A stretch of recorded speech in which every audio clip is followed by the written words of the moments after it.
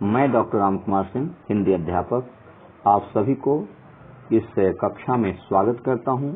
आज मैं कक्षा 10 में निर्धारित पाठ्य पुस्तक क्षितिज भाग 2 के काव्यखंड के तुलसीदास रचित राम लक्ष्मण परशुराम संवाद का भावार्थ स्पष्ट करूंगा। आप सभी ध्यान पूर्वक एवं शिष्टता के साथ सुनेंगे।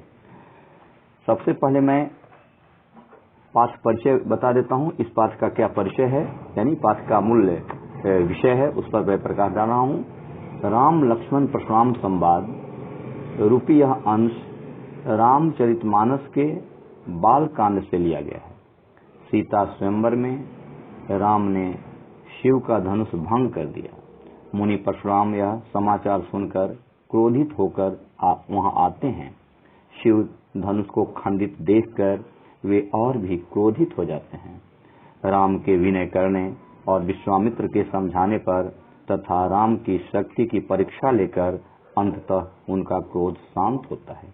इस दौरान राम, लक्ष्मण और परशुराम के बीच जो संवाद हुआ, उस प्रसंग को यहाँ प्रस्तुत किया गया है। परशुराम के क्रोध भरे वाक्यों का उत्तर लक्ष्मण व्यंग वचनों से देते हैं। लक्ष्मण की वीर रस में पगी व्यंगोक्तियां और व्यंजना शैली की सरस अभिव्यक्ति इस प्रसंग की मुख्य विशेषता है। तो यह रहा राम लक्ष्मण परशुराम संवाद का पाठ परिचय। अब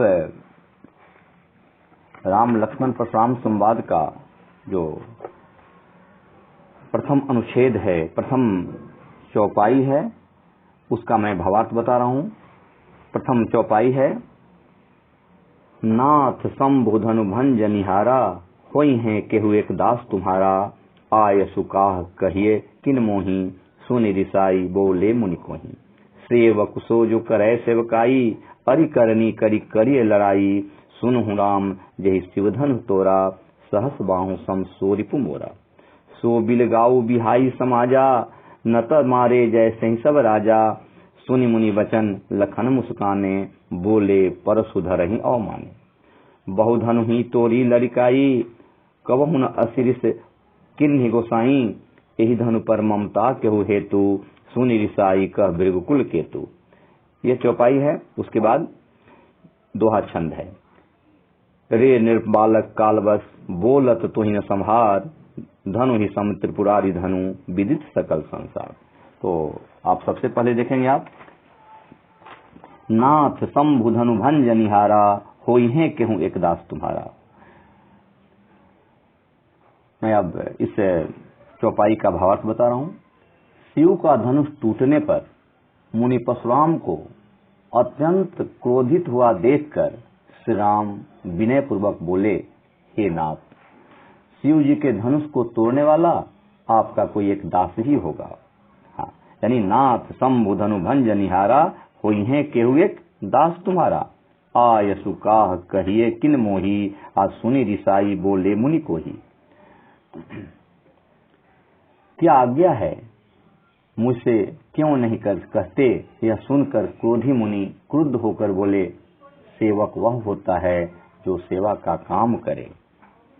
शत्रु का काम करके तो लड़ाई ही करनी चाहिए।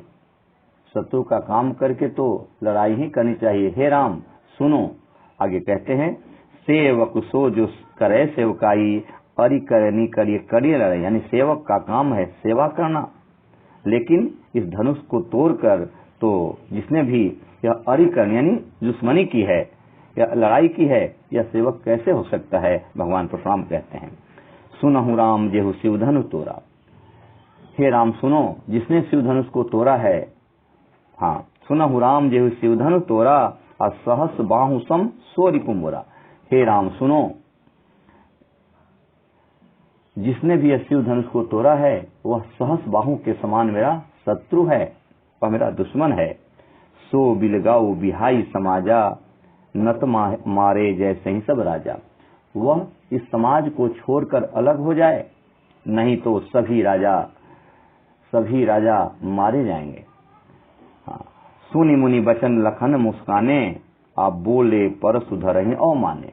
मुनि के वचन सुनकर लक्ष्मण मुस्कुराने लगे और परशुराम का अपमान करते हुए बोले, हे गोसाई, क्या कहा उन्होंने, बहु धनु ही तोड़ी लड़िकाई, आ कबहु न असिरिस किन्नी गोसाई।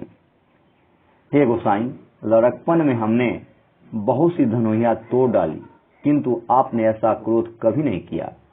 इस धनुष पर इतनी ममता किस कारण से है? यही धनु पर ममता के ही हेतु, यानी इस धनुष पर आपको इतना ममत्व क्यों है, इतनी ममता क्यों है? सुनी रिसाई कह भृगुकुल को केतु, यानी यह सुनकर भृगुवंश की ध्वजा स्वरूप परशुराम क्रोधित होकर कहने लगे, अरे राजपुत्र, अरे राजपुत्र। ये दोहा देखेंगे आप, नीचे जो दोहा है, दोहा छंद में है, हे नृप बालक काल बस बोलत तो ही संहार, आ धनु ही सम त्रिपुरारी धनु विदित सकल संसार। हे अरे राजपुत्र, काल के वश होने के कारण तुझे बोलने में कुछ भी होश नहीं है। सारे संसार में विख्यात शिव जी का यह धनुष क्या धनु ही के समान है, यानी यह सारी दुनिया जानती है कि यह संसार में एक प्रसिद्ध धनुष शिव का धनुष है, और तुमसे धनुहिया कह रहे हो। यानी यह जो नाथ शंभु धनु भंजनी हारा, होइहे केहू एक दास तुम्हारा, आय सुकाह कही किन मोही, सुनी रिसाई बोले मुनि कोही। इसमें कौन सा छंद है? यह चौपाई छंद में है। और रे नृप बालक काल बस बोलत तो ही न संहार, धनु ही सम त्रिपुरारी धनु विदित सकल संसार, इसमें दोहा छंद है। अब इसमें जो अलंकार है उस पर आप ध्यान आकृष्ट करें आप सभी। सहस बाहु सम सोरिपु मोरा,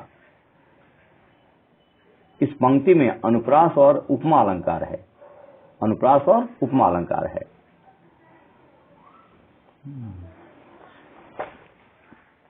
और इसमें आगे ये सहसबाहु की कथा, सहसबाहु राजा के संदर्भ में जो कथा है उस कथा को मैं बता रहा हूं। यानी इस पाठ में सहसबाहु सम सोरिपु मोरा का कई बार उल्लेख आया है।